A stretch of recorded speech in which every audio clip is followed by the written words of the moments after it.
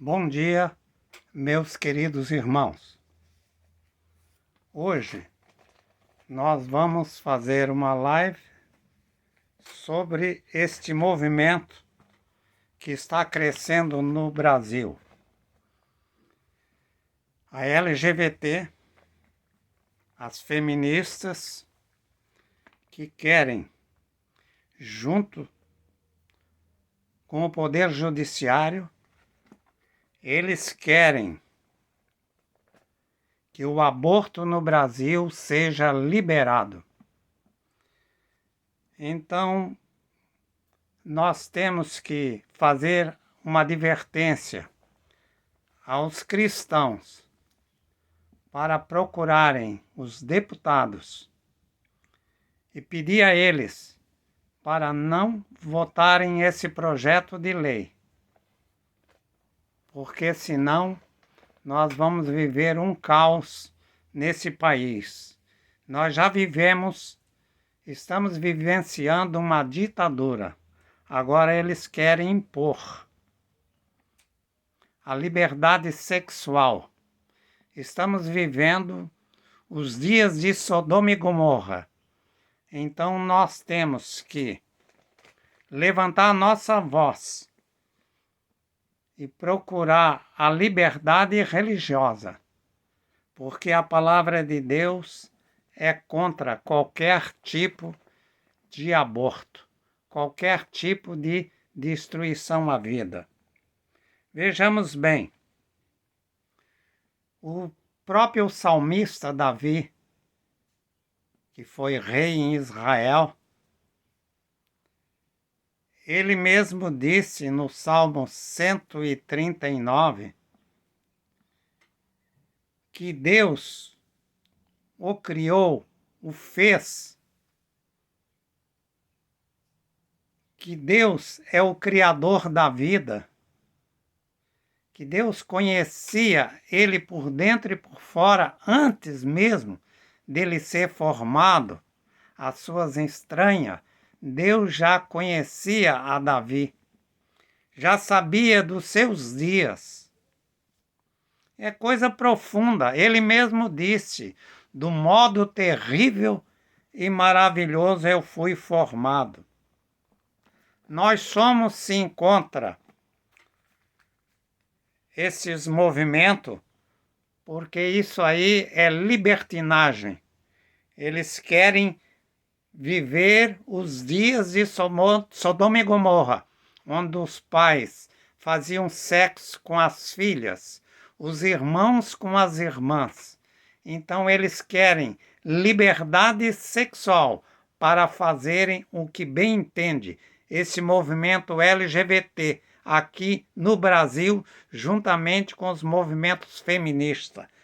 Mas vejamos o que diz a palavra de Deus. No Êxodo capítulo 21, verso 22, diz assim: porém, se o homem brigarem e ferirem uma mulher grávida e forem causa de que a aborte, porém sem maior dano, aquele que feriu será obrigado a indenizar segundo o que lhe exigir o marido da mulher grávida. Ele pagará em juízo uma indenização determinada pelo marido da mulher. Mas se houver dano grave, então ele dará vida por vida. Isso quer dizer, se caso ele matar o bebê de uma mulher grávida, ele pagará com a sua própria vida. Será olho por olho, dente por dente. Está escrito. E agora? O que dizer? Uma outra coisa importante que nós devemos entender é que ninguém tem direito de tirar a vida de uma pessoa. Só a Deus cabe esse direito. Porque Deus levanta Deus abate, Deus sabe o que faz. Ele é o Criador da minha vida. Ele colocou dentro de nós o fôlego de vida. E o dia que morremos, que baixamos à sepultura, essa sopro de vida voltará a Deus. Então vejamos bem. Aqui ele fala da maneira que Deus criou ele. Ele ficou sensibilizado. Deus formando o fígado, os órgãos, o coração, o funcionamento dessa máquina maravilhosa que é mais poderoso do que qualquer sistema de computação do mundo, o funcionamento desse corpo. Ele ficou tão admirado que ele disse do modo terrível e maravilhoso: eu fui formado. E veja bem, o próprio Jesus, ele disse em João 10:10, que ele veio para dar vida, e vida com abundância. Ele veio para dar vida e não para tirar. Então, se Jesus veio para dar vida com fartura, com abundância, por que esses movimentos, apoiados ao Poder Judiciário, acham o direito de controlar, de matar e fazer o que querem do bebê que está em suas barrigas? Afinal de contas, o bebê não é um esterpe, não é um objeto descartável que se usa e joga fora. É o que está acontecendo nos dias de hoje. A mulher quer ser dono da vida do seu próprio filho. Então não cabe a nós. Então temos que refletir. Porque a própria palavra de Deus diz que nós fomos criados à imagem e à semelhança de Deus. Se nós fomos criados à semelhança de Deus, por que a mulher moderna de hoje, ela quer matar Deus? É uma pergunta que eu deixo no ar. Se nós somos a imagem e a semelhança de Deus, fomos criados por Ele, por que a mulher quer matar essa imagem e essa semelhança? Então, é óbvio e claro e objetivo que elas querem matar a Deus, o Deus invisível. Querem matar a imagem de Deus. Vocês não acham que é muita pretensão para essas mulheres que se dizem justiceiras? Isso aí nada mais é do que um ato criminoso. Porque quem pratica o aborto está cometendo 2 crimes. Eu publiquei um livro, esse aqui, chama-se Aborto, o Assassinato Duplo. Por que eu digo que o aborto é um assassinato duplo? Porque, em primeiro lugar, matar um bebê no ventre da mãe é um crime. E segundo crime é que este bebê, ele não tem direito de defesa. Ele não pode correr, sair, reagir, denunciar. Ele é mais uma vítima da soberba, do pecado de orgulho, da carnalidade, da infâmia, da atitude criminosa dessas mulheres infelizes que não têm Deus no coração. Então, amados, é triste em a gente ver as atitudes criminosas desses movimentos querendo tirar o direito do cristianismo, o direito à vida. Cabe a Deus dar e tirar a vida, não o ser humano. pois nós somos míseros, farrapos diante de Deus. A nossa justiça não passa de trapo de imundícia. E como você, mulher, quer fazer justiça com as próprias mãos, matando seu próprio filho? Isso é um crime hediondo. Um dia você pagará, com certeza, com a própria vida, porque essa é a lei da vida. Olho por olho e dente por dente.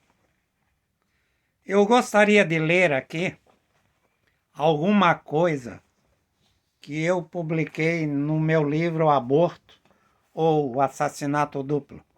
Vejamos bem o que eu falo. Algumas coisas, é um assunto muito profundo. Uma das razões que eu sou contra o aborto, o problema é que depois deles matarem o bebê, tirarem um bebê, vocês sabem o que eles fazem com o corpo do bebê? Aonde o aborto é permitido, para vocês terem uma ideia, são aproximadamente em 67 países do mundo, na Ásia, na Europa, na América do Norte, na África. O aborto é liberado, se não me foge da memória, em 67 países do mundo, até na Rússia. E sabe o que é que eles fazem com o bebê? Eles abortam até os 9 meses. Veja bem, tanta família querendo uma criança e não consegue. A mulher pode abortar até 5 minutos antes da criança vir ao mundo. Por quê? Porque a mulher pertence ao direito de vida, não o bebê. E sabe o que é que eles fazem com o corpo? Eles tiram e jogam no chão. Tem clínica que eles praticam mais de 50 abortos por dia e são jogados no chão. Corpos, bebês perfeitos com vida, eles tiram com vida e vão jogando tudo no chão. Aonde é liberado o aborto é assim. Existem várias equipes médicas, né? Isso não contando as clínicas clandestinas que existem, inclusive aqui no Brasil. Pessoas que não têm formação médica praticando o aborto, usando ervas, usando drogas, ganhando dinheiro ilicitamente, provocando crimes bárbaros na clandestinidade para aumentar a sua conta bancária. É o que mais tem. Então, tem muitos países que depois de abortado o corpo é vendido para fábricas. É verdade, para fábricas, onde é feito creme. Creme para rejuvenescer a pele. Olha, eu não tenho bem certeza, mas há uns anos atrás no Brasil, não sei se ainda acontece, era vendido creme de placenta para rejuvenescer a pele. Veja bem, na Rússia, os bebês abortados são vendidos para a indústria, para fabricar ração para porcos. Então, é uma aberração da natureza. Mulheres, né, querendo se justificar porque ficou grávida, tem o direito de abortar. Ora, existe muitos tipos e muitas razões para que a mulher não venha abortar. Existem muitos métodos ao alcance de todas as mulheres. Ora, use camisinha, é um método simples, todo mundo usa. Não precisa engravidar, não vem com desculpa, eu me envolvi com uma pessoa, me embriaguei, tomei vinho e tive um descuido lá e engravidei. Não, isso aí é desculpa farrapada. Existem muitos métodos para a mulher evitar uma gravidez, tanto para a mulher como para o homem. Então isso é uma desculpa farrapada. É uma metodologia diabólica que elas usam porque querem ser dona do bebê, do feto, do embrião e fazer o que achar de direito. Pois bem, vou ler alguma coisa aqui sobre o meu livro, mas hoje nós não vamos entrar ainda no tema de aborto infectado, aborto precoce, aborto retido, aborto embrionário. Nós não vamos entrar nesse assunto porque é muito longo e profundo. Nós vamos dar início hoje a uma sequência de estudos sobre o aborto. Então vejamos.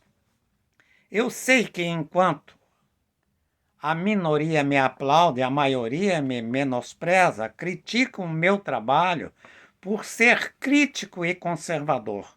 Com ar de desprezo, gospe-me nas costas como fazem os fariseus e os publicanos.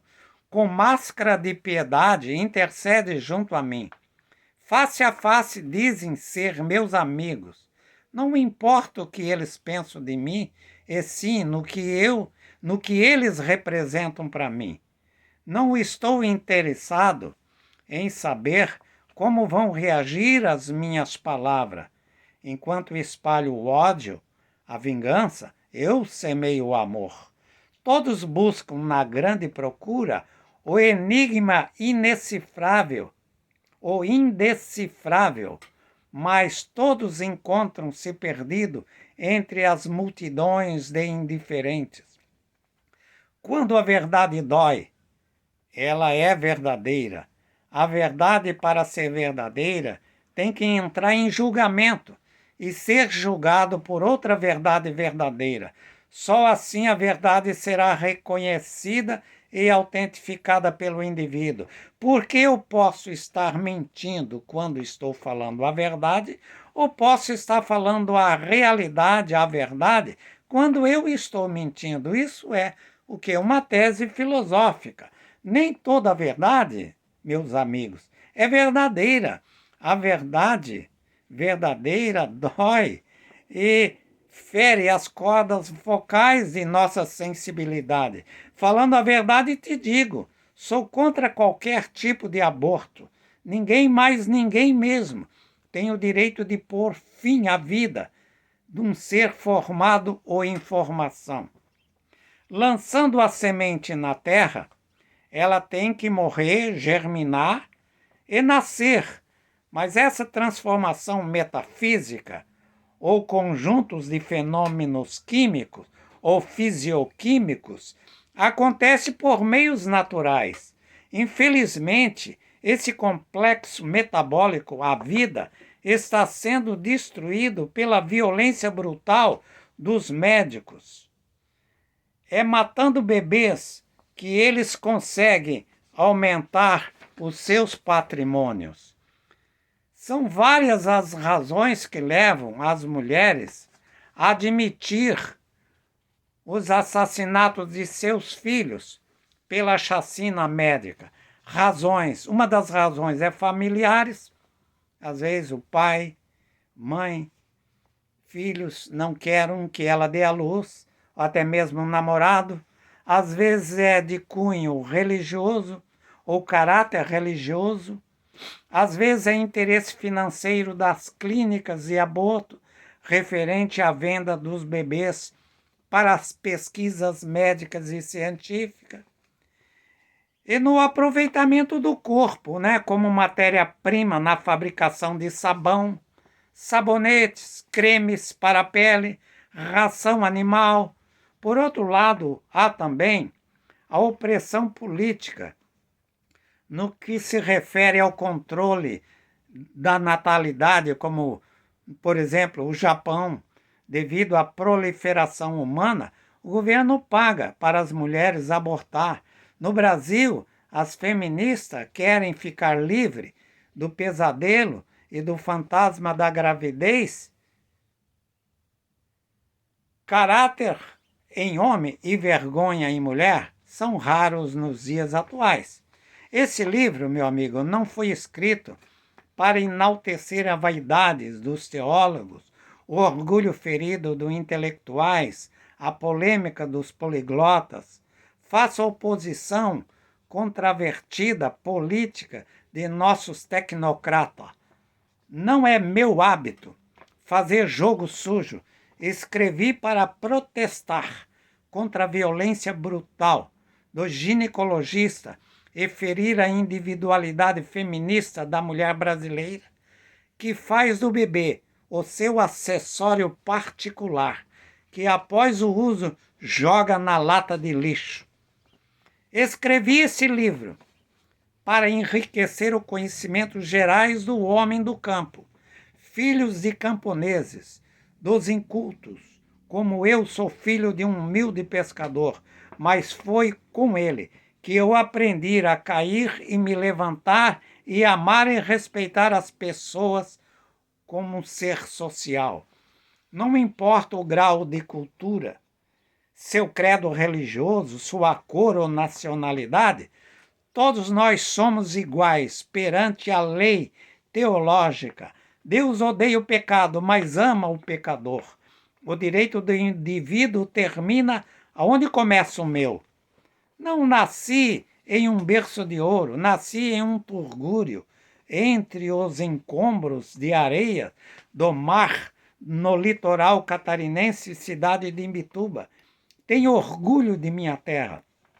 Nem por isso sinto vergonha de ser filho de um pescador que não teve sequer a oportunidade de estudar numa escola primária, aprendeu a soletrar algumas palavras num único livro, a Bíblia Sagrada.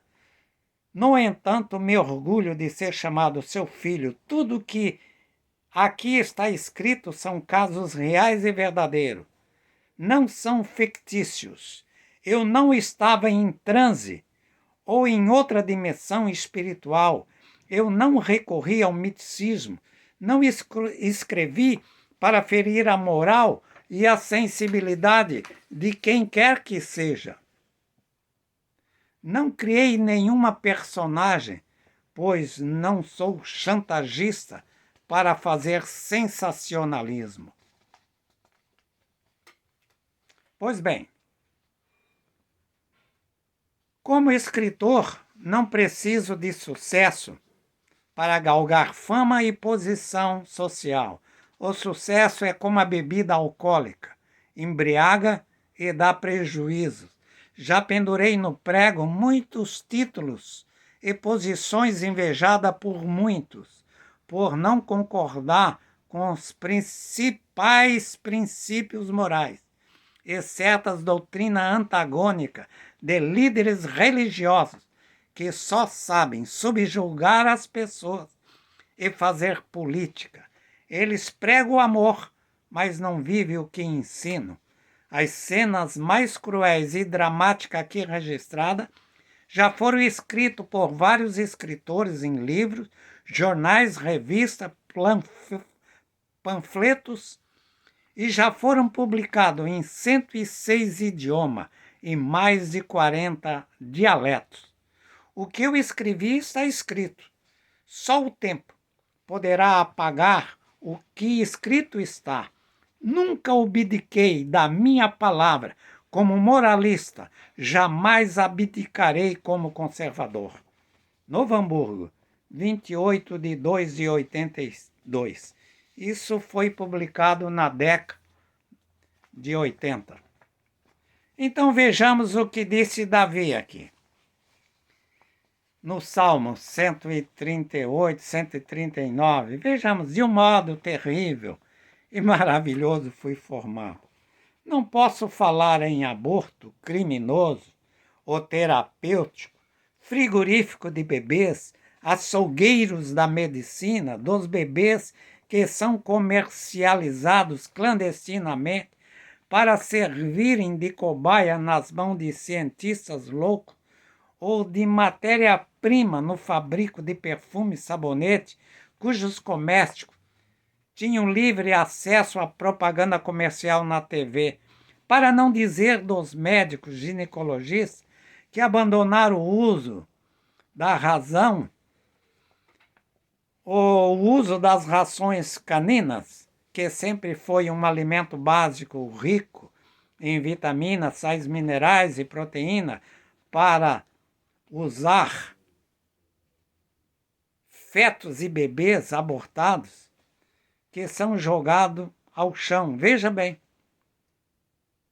para serem devoradas por seus cães de raça, e de bebês de 7 a 9 meses que são assassinados com injeções altamente dosadas de veneno mortífero, e a maioria dos bebês abortados com vida morre por afogamento em sacos de vinil e em baldes cheios de formalina. Esses crimes são praticados, entre aspas, por enfermeiros e médicos aborteiros nas grandes clínicas, onde o aborto é permitido, e em clínica clandestina, onde a técnica é mais sofisticada. O aborto é praticado em mulheres com até 9 meses de gravidez, e os bebês são lançados no incinerador para serem queimados vivos, para não deixar vestígio. Seus lindos corpinhos são carbonizados pelo fogo. Lamentavelmente, é essa a maneira mais fácil que os chamados ginecologistas usam para enriquecer e ficarem livres de todos os bebês. Infelizmente, eles odeiam todas as crianças por causa do vil metal do dinheiro, adulteram a ética profissional e vendem a própria honra, não respeitando sequer o direito do nascituro, aquele que há de nascer. Não posso falar desse quadro triste, horrendo, melancólico, opaco, sem antes falar do modo terrível e maravilhoso em que nós fomos formados. Assim contou Davi, o rei de Israel, há mais de 3.000 anos atrás. Quem sou eu? De onde vim? E para onde vou? Sabes quem eu sou? Sou uma herança divina, imagem e semelhança de Deus.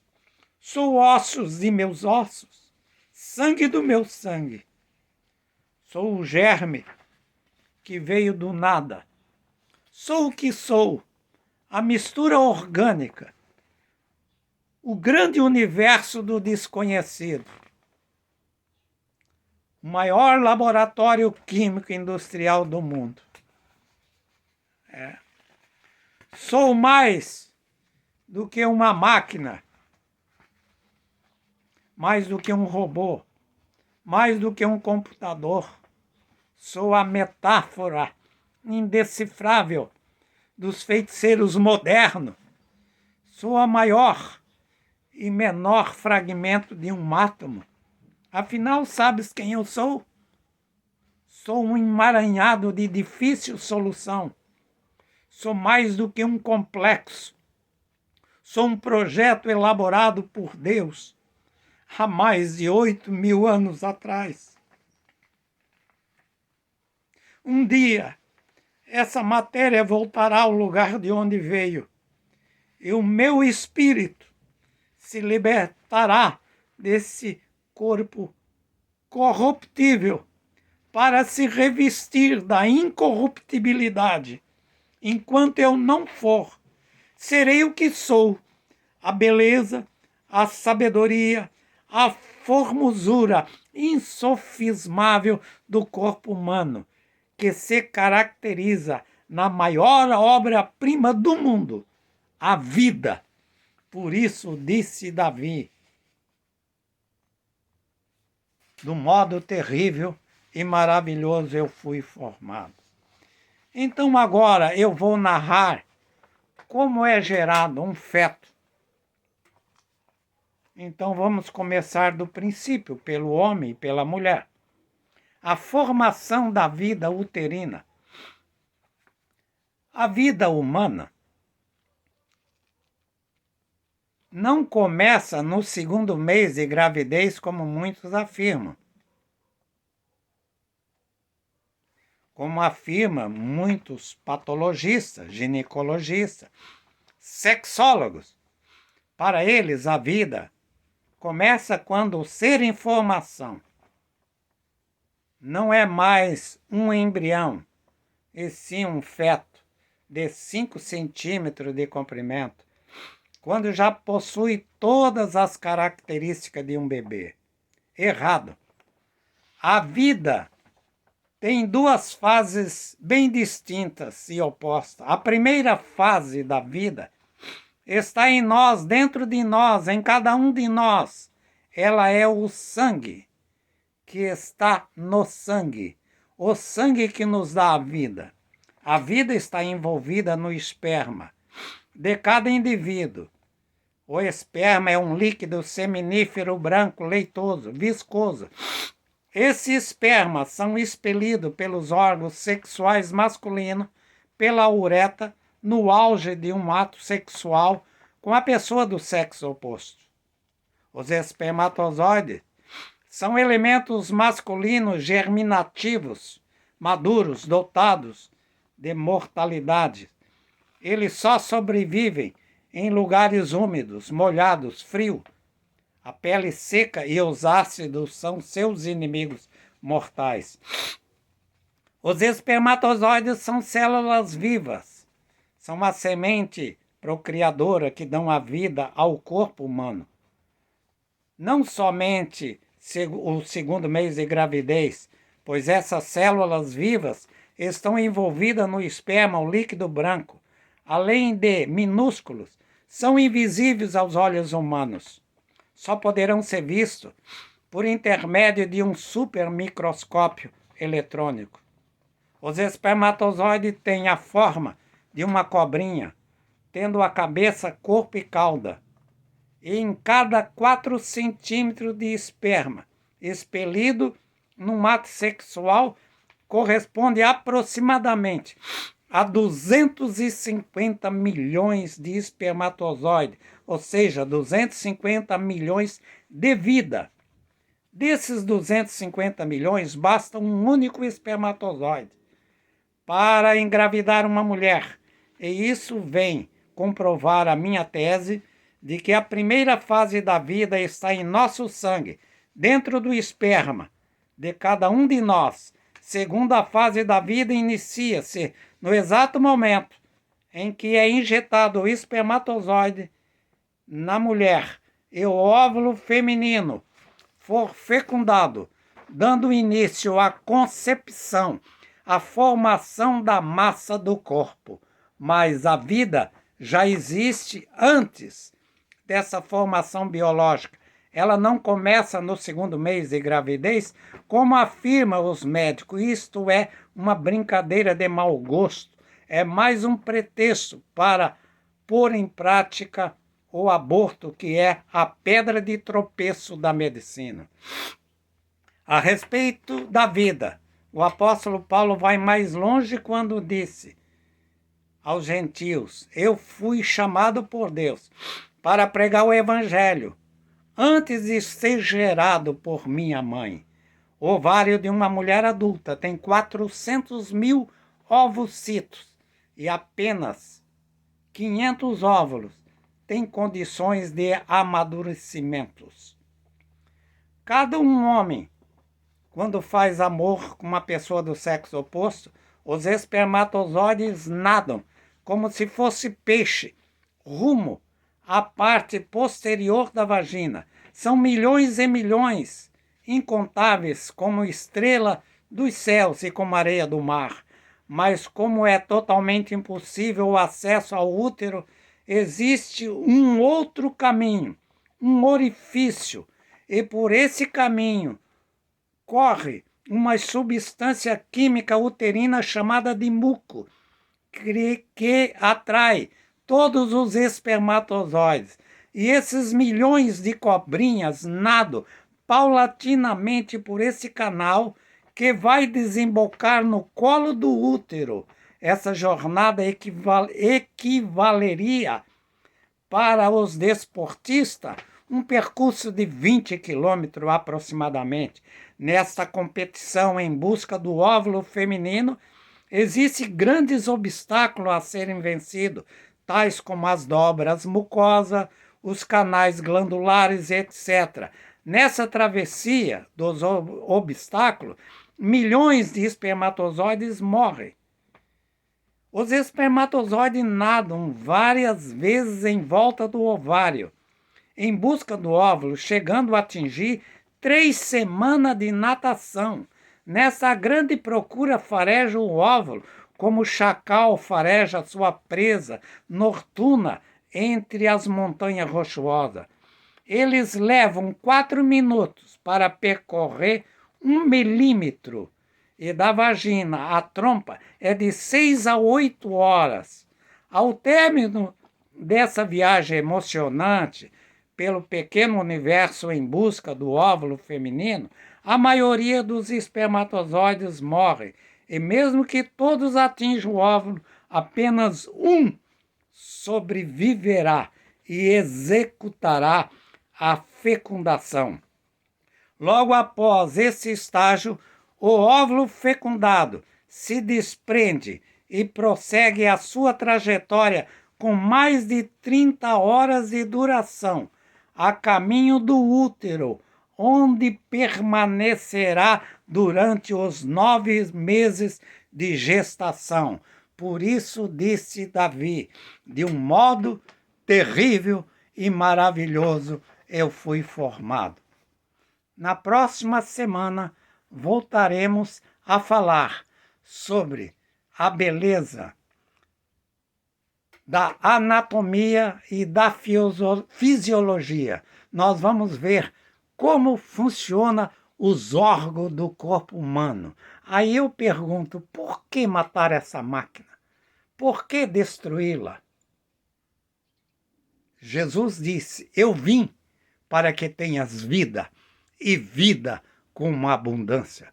Vamos orar nesse instante. Amado e eterno Deus, nós te pedimos a tua bênção, Senhor. Olha para nós, ó Deus eterno, Pai, Criador da vida. Tenha misericórdia do ser humano. Abençoa o Brasil. Não permita, Senhor, que a lei do aborto venha, Senhor, tomar conta deste país, mas que haja paz, harmonia e fidelidade, que a tua justiça, Senhor, seja feita, porque nós fomos criados para te servir, para te amar, para te desejar, para sermos felizes, porque nós somos criatura tua, nós somos a imagem e semelhança de Deus, nós somos herdeiros de Deus e co-herdeiro de Cristo. Se somos co-herdeiros de Cristo, Cristo é o nosso irmão mais velho. Oramos agora, mais uma vez, ó Deus, tenha misericórdia desses movimentos feministas. Cessa, Senhor, esse movimento nesse país. Abate, Senhor, os corações odiosos pela tua palavra, e que possa reinar em todo o coração brasileiro a paz, o amor e a alegria de viver. Essa é a nossa oração, hoje e para todo sempre. Que Deus tenha misericórdia do Brasil. Amém, amém.